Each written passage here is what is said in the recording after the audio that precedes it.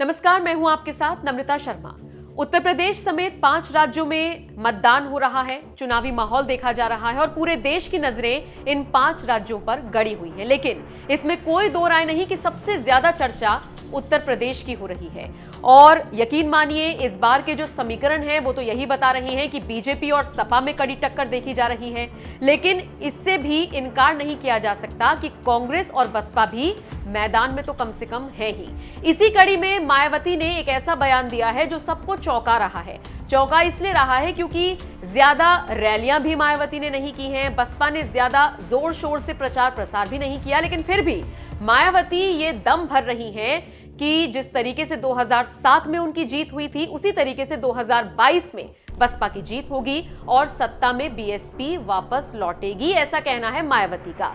यह बयान उनका सामने आया है और इन सबके बीच उन्होंने गृह मंत्री अमित शाह का भी धन्यवाद दिया है। उनके एक बयान को उन्होंने महानता बताया है। क्या है ये पूरा मामला, आपको विस्तार से बताते हैं।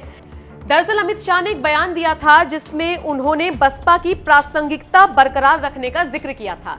इसी सवाल को लेकर जब मायावती से पूछा गया कि अमित शाह के बयान पर आपका क्या कहना है, तो मायावती ने कहा, ये उनकी महानता है कि वो सच को स्वीकार कर रहे हैं।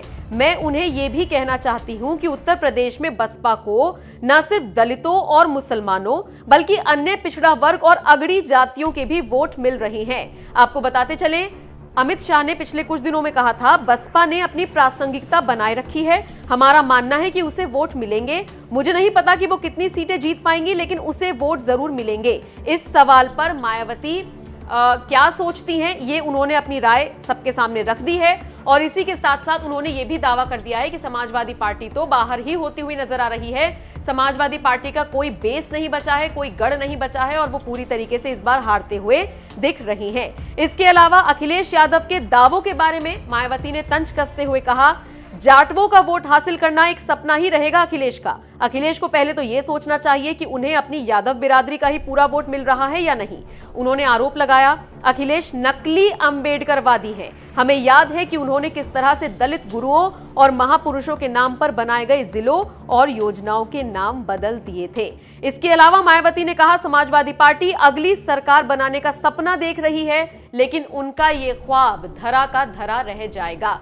बहरहाल समाजवादी पार्टी पर तंज कस रही है मायावती और अमित शाह को धन्यवाद दे रही हैं कि जो भी उन्होंने मायावती और उनकी पार्टी को लेकर कहा। कुल मिलाकर जो समीकरण बन रहे हैं, ये किस तरफ इशारा कर रहे हैं आप बखूबी समझ ही सकते हैं। लेकिन देखना होगा 10 मार्च को कौन सत्ता में वापस लौट कर आता है। आपको क्या लगता है, क्या मायावती के दावों में, उनकी जो बातें हैं उसमें कोई दम है?